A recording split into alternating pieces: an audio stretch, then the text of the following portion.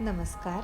अध्याय क्रमांक 7, ओवी क्रमांक 48 ते 55.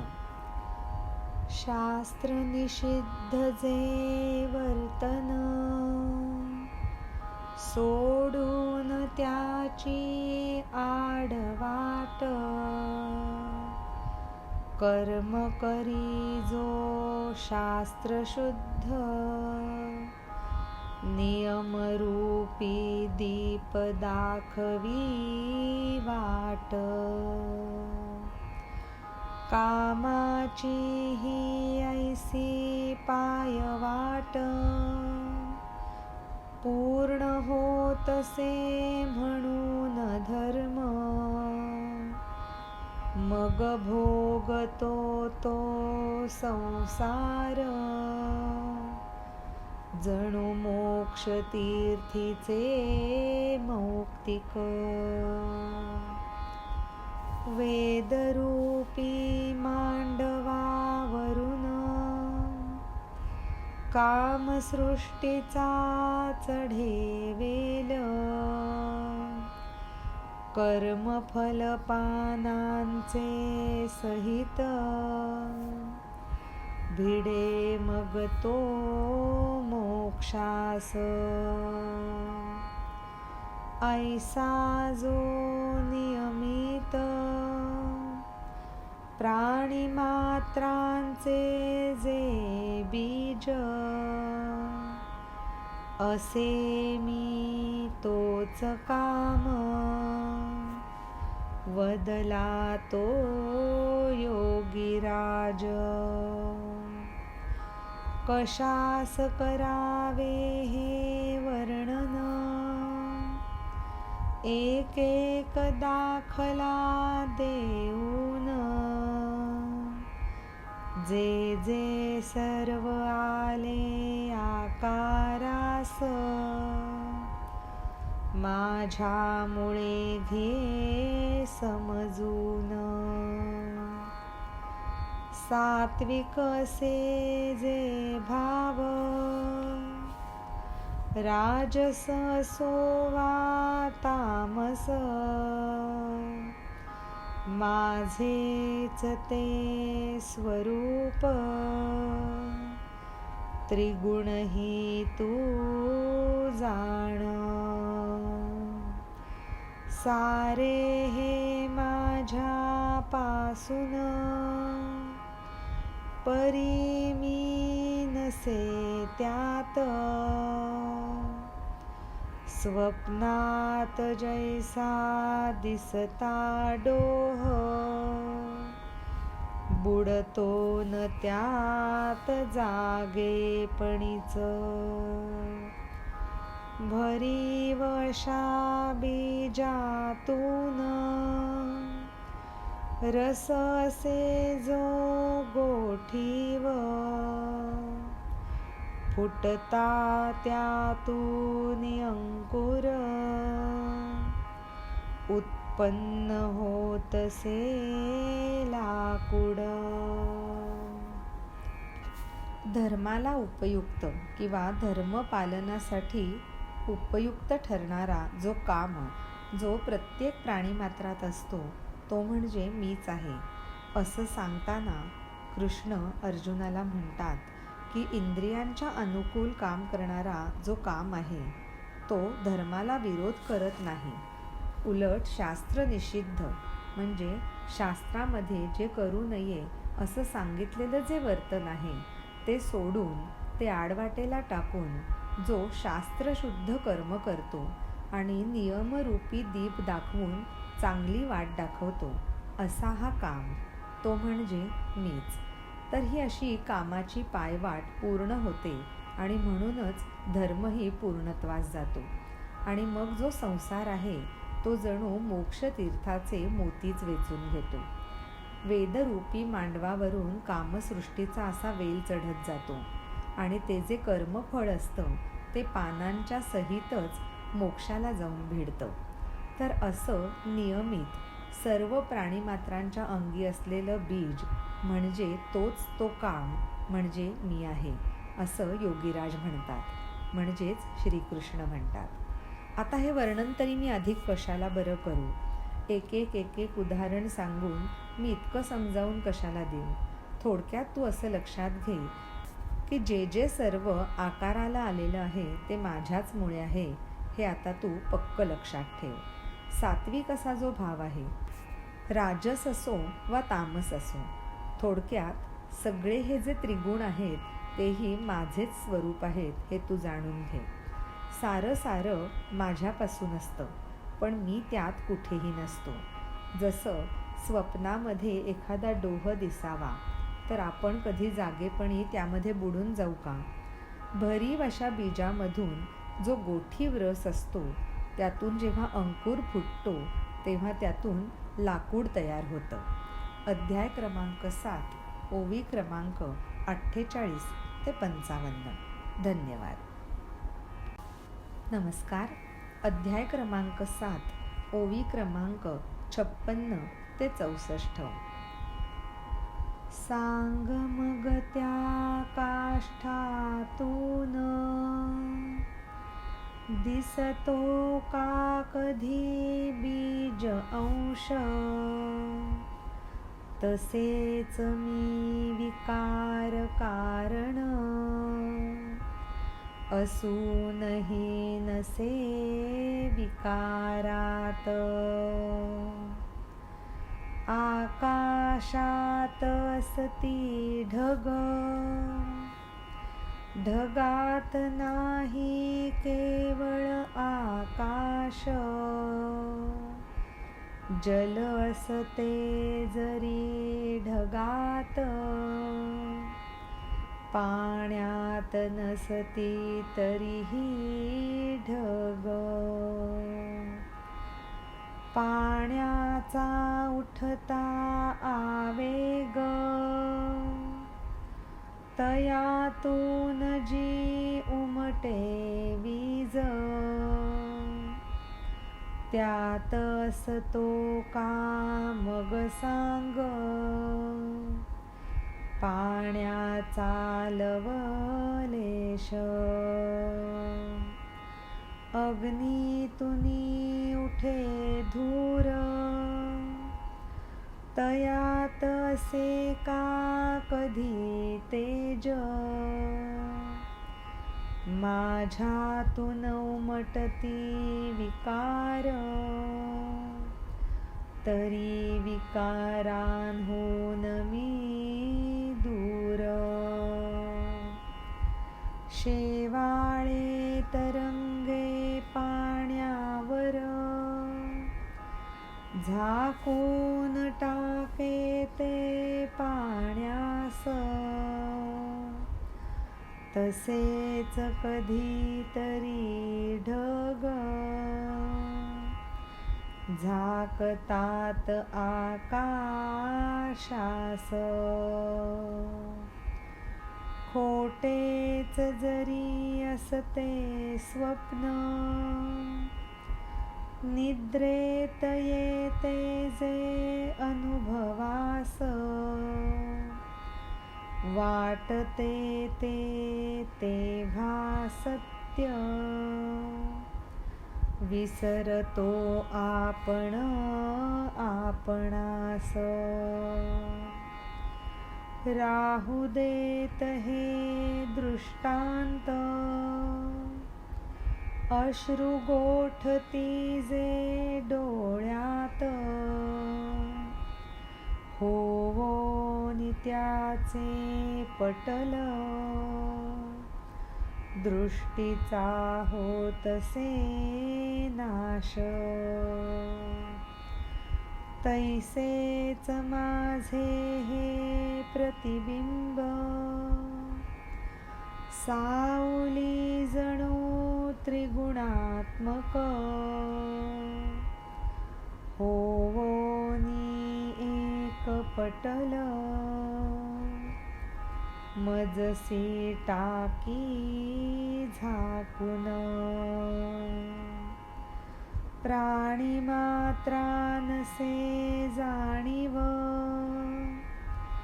माझेच असोनी असती अलग. पाण्यातून जरी बने मौक्तिक, पाण्यात नाही विरघळत. भगवान श्रीकृष्ण अर्जुनाला म्हणतात, अरे सगळी सृष्टी आणि हा सर्व व्यापार हा माझ्यापासूनच निर्माण होतो, पण त्यात मी कुठेच नसतो. त्याचं उदाहरण म्हणून ते सांगतात, बीजामध्ये रस असा गोठीव अवस्थेत असतो आणि अंकुर फुटल्यानंतर ते रोप जसं जसं वाढतं तसं त्यातून काष्ठ किंवा लाकूड उत्पन्न होतं. पण त्या काष्ठामधून कधी बीजाचा अंश डोळ्याला दिसून येत नाही.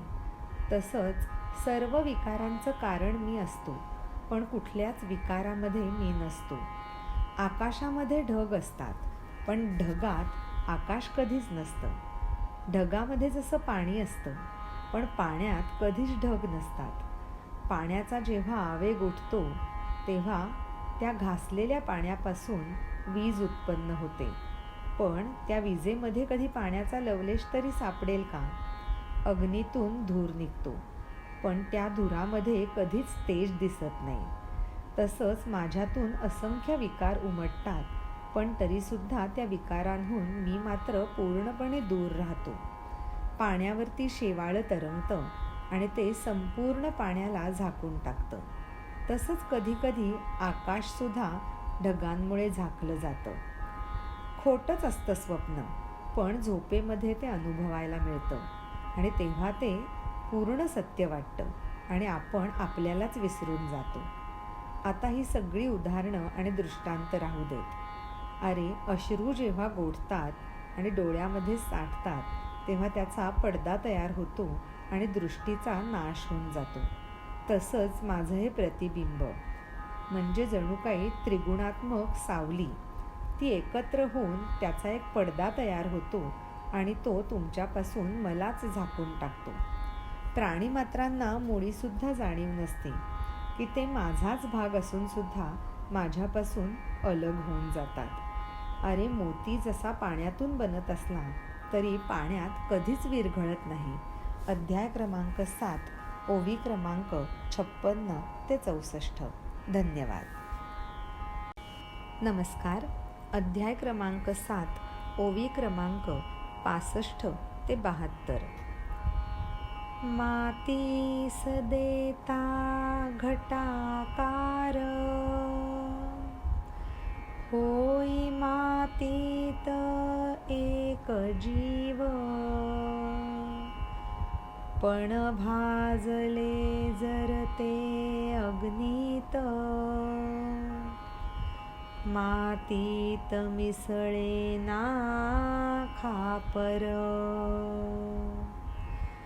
तसेच सर्व प्राणी मात्र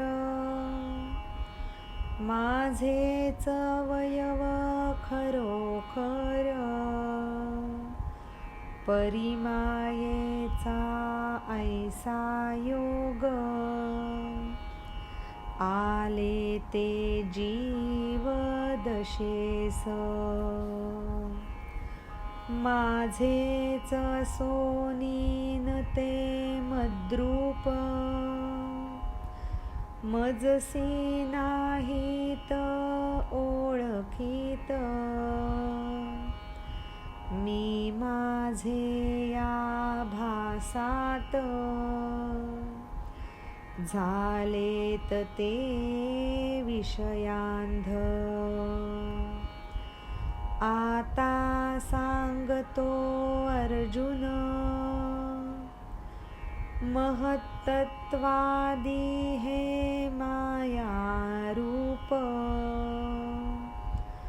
उतरवून घ्यावे माझे रूप. होईल कसे ते साध्य, ब्रह्मरूप जो पर्वत, तुटक्या त्याच्या कड्यातून. संकल्प जळ जे उसळे प्रथम, पंचभूतांचा बुडबुडा घेऊन सृष्टी विस्ताराचा हा ओघ वेगवान जणू काळाचा घास प्रवृत्ती निवृत्तीचे उंच काठ वाहते ते तुडुंब भरून गुणरूपी मेघांमधून होता वृष्टी जोरदार मोहाचा येता महापूर यमनियम गावे जाती वाहून द्वेषरूपी भोवरे त्यात मत्सराची वळणे बहुत झगमगणाऱ्या तरुणी त्यात जणू चमचमते महामीन. ह्यानंतर भगवान श्रीकृष्ण म्हणतात, सर्व प्राणीमात्रांमध्ये आणि माझ्यामध्ये एक मायारूपी पटल निर्माण होत असल्यामुळे सर्व प्राणीमात्र स्वतःला माझ्यापासून वेगळं समजतात. अरे, मातीला जेव्हा आपण मडक्याचा आकार देतो तेव्हा ते मडकं मातीमध्ये सहज एकजीव होतं. पण एकदा का ते मडकं अग्नीमध्ये भाजलं तर ते तयार झालेलं मडकं किंवा ते खापर मातीत परत कधीच मिसळत नाही. तसंच सर्व प्राणीमात्र खरं तर माझेच अवयव, पण ह्या मायेचा असा योग असतो की ते जीवदशेला येतात आणि माझेच असून माझ्या रूपापासनं वेगळे होतात आणि मलाच ओळखत नाहीत. मी माझं या भासामध्ये ते विषयांध होऊन जातात. आता अर्जुना, तुला सांगतो की हे महत्तत्वादी मायारूप कसं असतं ते, म्हणजे ते माझं रूप असून सुद्धा कसं साध्य करून घेता येईल हे तुला समजेल. ब्रह्मरूपी जो पर्वत आहे त्याचा एक तुटका कडा, त्याच्यामधून संकल्पाचं जळ सर्वप्रथम उसळत येतं आणि सोबत पंचमहाभूतांचा बुडबुडा घेऊन वाहायला लागतं. सृष्टीच्या विस्ताराचा हा जो ओघ आहे तो म्हणजे जणू काही वेगवान काळाचा घास, ज्याला प्रवृत्ती आणि निवृत्तीचे उंच उंच असे 2 काठ आहेत आणि त्या 2 काठांच्या मधून हे पाणी तुडुंब भरून वाहतं. त्यातच गुणरूपी म्हणजे त्रिगुणांच्या मेघांमधून जोरदार वृष्टी होते आणि त्या पाण्याला मोहाचा महापूर येतो. त्या महापुरामध्ये म्हणजेच मोहामुळे यमनियमांची गावं वाहून जातात. त्याच प्रवाहामध्ये द्वेषरूपी भोवरे असतात आणि अधूनमधून मत्सराची खूप सारी वळणंसुद्धा असतात. पाण्यामध्ये झगमगणाऱ्या तरुणी म्हणजे जणू काही चमचमणारे मोठमोठाले मासेही असतात. अध्याय क्रमांक 7, ओवी क्रमांक 65 ते 72. धन्यवाद. नमस्कार. अध्याय क्रमांक 7, ओवी क्रमांक 73 ते 80. वळणे त्यात प्रपंच रूप कर्म कर्माचा येई पूर आणि त्यावरी तरंगतात सुख दुःखाचे पुराड.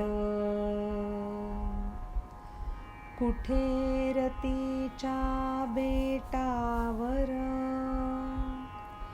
कामरूपी लाटा आदळतात एकसारखा दिसे समुदाय जीवरूपी जणू फेस, अहंकाराच्या जिथे धारा, त्रिमदांच्या फुटती उकळ्या,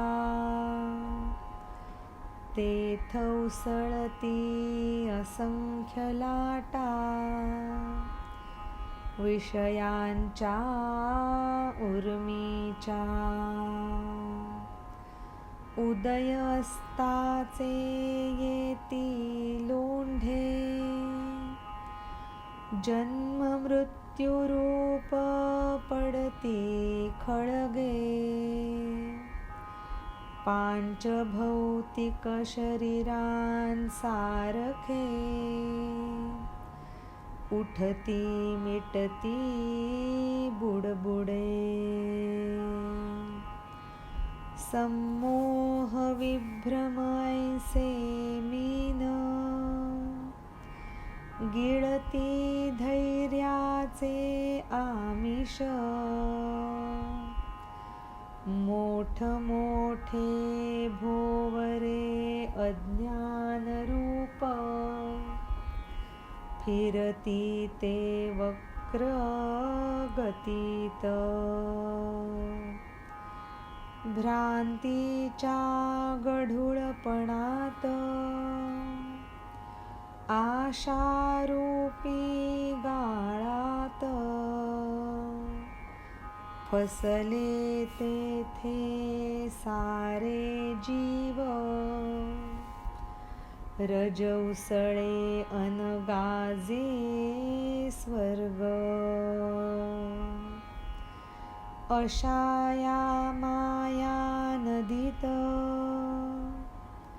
तमोगुणाची मोठी धार, सत्वगुण स्थिर गंभीर, तरण्यासती अति कठीण. पुन्हा पुन्हा लाटा उसळतात, आणि आदळती बुरुजांवर, सत्यलोकीचे ते बुरुज, ब्रह्मांडाचे कोसळती धोंड.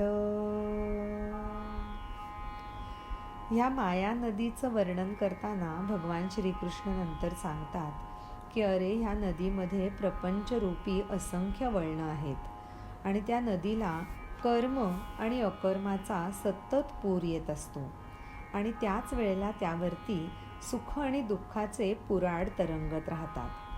कुठेतरी रतीच्या बेटावर कामरूपी लाटाही आदळताना दिसतात, आणि सगळीकडे पसरलेला त्या नदीवरती जो फेस दिसतो तो म्हणजे जणू काही जीवरूपांचा समुदाय.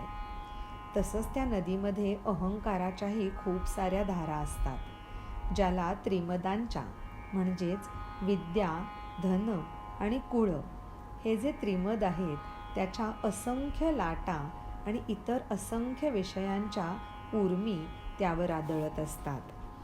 उदय अस्ताचे जे लोंढे येतात त्यामध्ये जन्म आणि मृत्यूरूपाचे खळगे पडलेले भासतात, ज्यामध्ये पांचभौतिक शरीरं ही मिटत असतात, उठत असतात, आणि त्याचे बुडबुडे तयार झालेले त्या नदीवरती दिसत असतात. संमोह, विभ्रम असे मासेही अधूनमधून संयम सोडून ते आमिष गिळताना आपल्याला दिसतात. अज्ञानरूपी असंख्य आणि मोठमोठे भोवरे तेही वक्रगतीत फिरणारेही आपल्याला त्या नदीमध्ये सापडतात.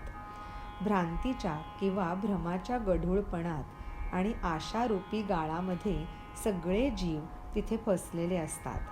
अशा या माया नदीमध्ये तमोगुणाची एक मोठी धार असते. तसंच त्यामध्ये सत्वगुण हा अत्यंत स्थिर आणि गंभीर असल्यामुळे तो तरण्यासाठी अत्यंत कठीण असतो. आणि पुन्हा पुन्हा ज्या लाटा उसळत असतात त्या ज्या बुरुजांवर आदळतात ते सत्यलोकीचे बुरुज त्यामुळे जणू काही ब्रह्मांडाचे धोंड कोसळतायत की काय असं वाटायला लागतं. अध्याय क्रमांक 7, ओवी क्रमांक 73 ते 80. धन्यवाद. नमस्कार. अध्याय क्रमांक 7, ओवी क्रमांक 81 ते 88. पाण्याचा हा ऐसा वेग,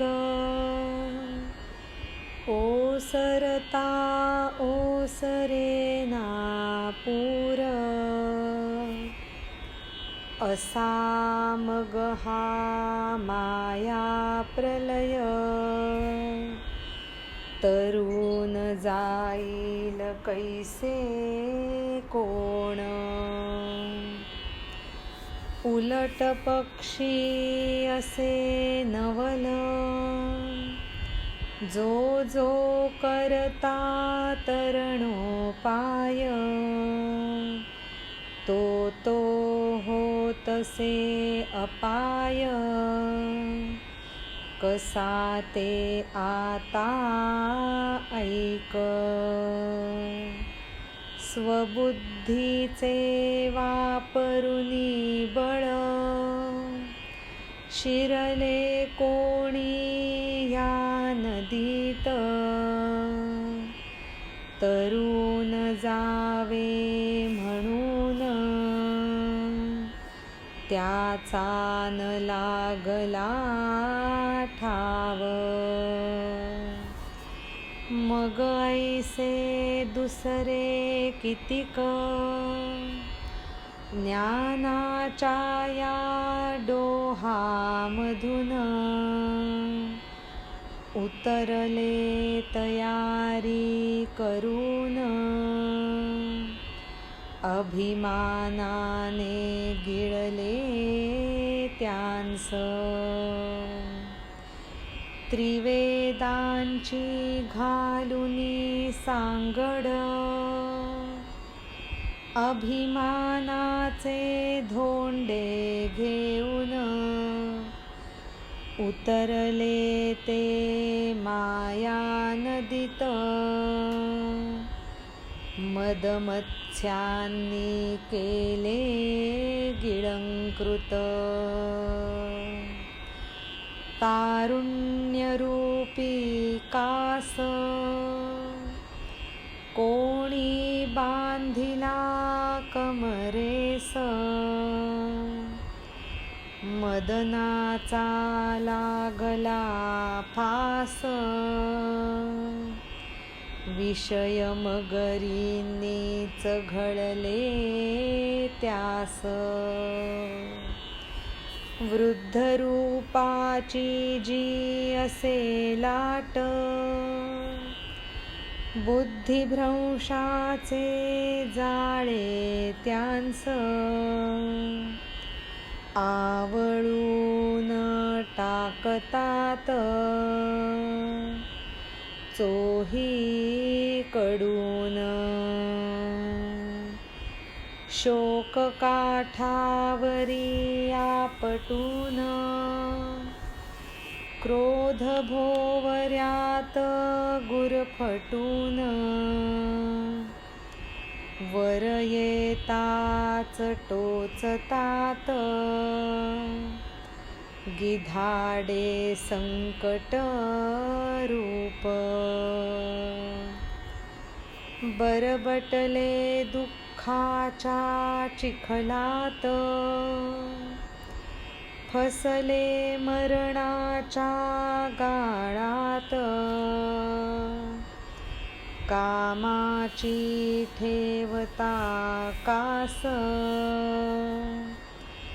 जाहले ते सारे व्यर्थ.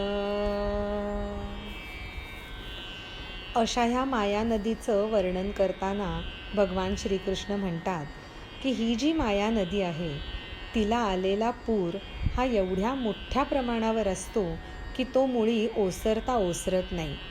तर मग हा मायेचा प्रलय कोण आणि कसा बरं तरून जाईल? उलट नवल असं घडतं की ते तरून जाण्याचा जो जो प्रयत्न कोणी करेल तो त्याचा अपायच व्हायला लागतो. कसा ते आता ऐक. स्वतःच्या बुद्धीचं जर बळ वापरलं आणि जर कुणी या नदीत शिरलं आणि जर असा विचार केला की आता हा तीर आपण ओलांडून त्या तीराला पोचावं, तर त्याचा कुठेच ठाव उरत नाही.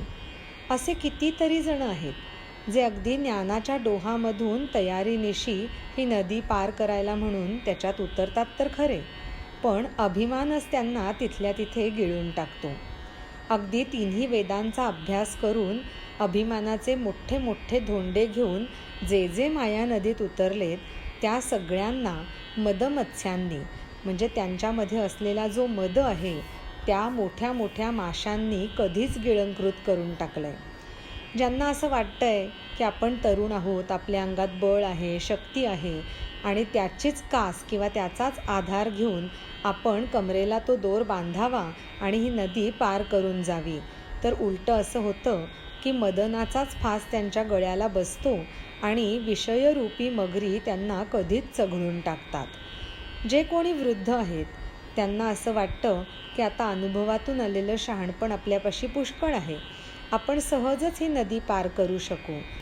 त्यांना तर बुद्धिभ्रंश होतो आणि त्या बुद्धिभ्रंशाच्या जाळ्यामध्ये ते चोहीकडून आवळले जातात. तर अशा तऱ्हेने कितीतरी प्रकारे कितीतरी तरणोपाय म्हणून जो या माया नदीत शिरला तो एकतर शोकरूपी काठावरती आपटायला लागला किंवा क्रोधाच्या भोवऱ्यात म्हणजेच अतिरागाने त्या भोवऱ्यांमध्ये गुरफटून गेला आणि अगदी त्यातून कधीतरी वर येऊन पाहावं म्हटलं तर वरती येताच विविध संकटांची गिधाडं त्यांना टोचायला लागतात. असं दुःखाच्या चिखलात बरबटून मरणाच्या गाळामध्ये फसणारे असंख्य जण आहेत आणि कामाची जर कास ठेवली तर कुठलाही उपाय जो ते करतील तो व्यर्थच जातो. अध्याय क्रमांक 7, ओवी क्रमांक 81 ते 88. धन्यवाद. नमस्कार. अध्याय क्रमांक 7, ओवी क्रमांक 89 ते 97. क्रियारूपाची ही पेटी कित्येकांनी बांधिली पोटी, तरताना गेले अडकुनी स्वर्ग सुखाच्या कपारी तुनी. मोक्षरूपी तो पैल तीर लागोनी त्याची आस, कर्मबळावर ठेवला विश्वास, कर्तव्याच्या अडकले वळणात. वैराग्य नौकेसन शिरकाव, विवेक वेळून धरे तग, अष्टांग योगाचा तरणोपाय, तोही होतसे क्वचित. माया नदी करण्या पार, अंगीभूत जे असे सामर्थ्य, करोनी त्याचा वापर, म्हणजे म्हणावे काय. अपथ्य करूनही जाईल रोग, साधू सकळेल दुर्जनाचे मन, लोभ्यास होता ऐश्वर्य प्राप्त, करेल जणू तो त्याचा त्याग. शिपाई घाबरे चोरास, मासा जर गिळे गळ, भित्रा जर कोणी माणूस, हल्ला करी पिशाचावर,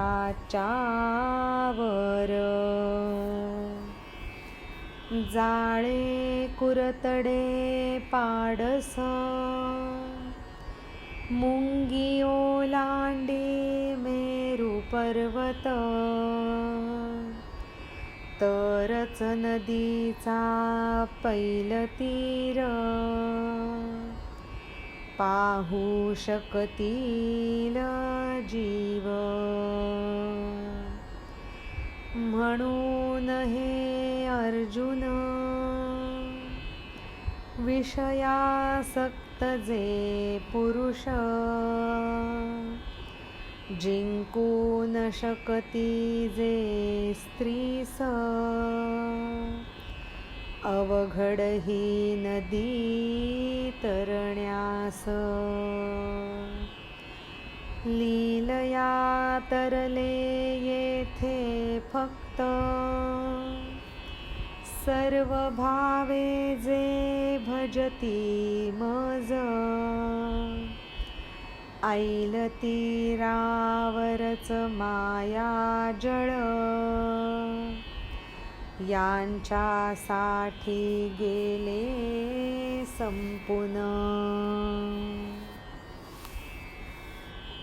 काही लोक ही माया नदी तरून जाण्यासाठी म्हणून क्रियारूपाची म्हणजे सतत कुठलं ना कुठलं तरी कर्म करत पुढे पुढे जात राहण्याची पेटी कमरेला बांधतात आणि तरता तरता जेव्हा ते पुढे जातात तेव्हा ते फार तर फार स्वर्गसुखाच्या कपारीतच कुठेतरी अडकलेले दिसतात.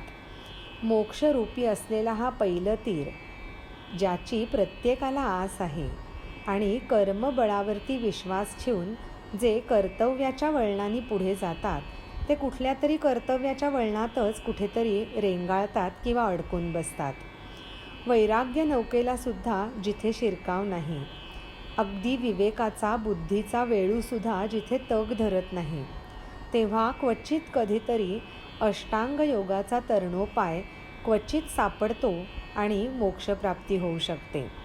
पण ही माया नदी पार करण्यासाठी अंगीभूत असं जे सामर्थ्य आहे त्याचा वापर करायचा आणि पलीकडे जायचं म्हणजे थोडक्यात काय म्हणावं तर अपथ्य करूनसुद्धा रोग जावा असं वाटणं, किंवा अगदी साधू माणसाला दुर्जनाच्या मनामध्ये काय चाललंय हे सहजगत्या कळण्यासारखं आहे. तसंच एखाद्या लोभी माणसाला जर ऐश्वर्य प्राप्त झालं तर त्यांनी त्या ऐश्वर्याचा त्याग करण्यासारखं आहे. शिपाईच जेव्हा चोराला घाबरायला लागेल तर जी अवस्था निर्माण होईल तसंच काहीसं घडेल, तेव्हाच हे सहज शक्य होईल. मासा जर कधी गळ गिळून टाकेल तर हे शक्य होईल, किंवा कुणी जर भित्रा माणूस पिशाच्यावरती हल्ला करायला लागेल इतकं असेल तेव्हाच ही गोष्ट शक्य आहे. जर एखादं छोटंसं हरणाचं पाडस जे जाळ्यामध्ये अडकलंय ते जर जाळं कुरतडू शकलं, किंवा मुंगीने जर मेरू पर्वत ओलांडला, तरच हे जे जीव आहेत ते या माया नदीचा पहिलं तीर बघू शकतील. म्हणूनच अर्जुना, विषयासक्त जो पुरुष आहे तो स्त्रीचं मन कधी जिंकू शकेल का?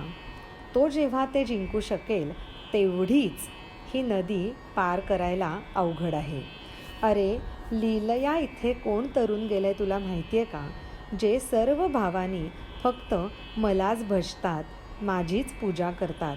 त्यांच्यासाठी तर पहिलं तीर जाणं ही तर दुसरी गोष्ट, पण ऐल तीरावरतीच हे माया नदीचं संपूर्ण जल संपून जातं. अध्याय क्रमांक 7, ओवी क्रमांक 89 ते 97. धन्यवाद.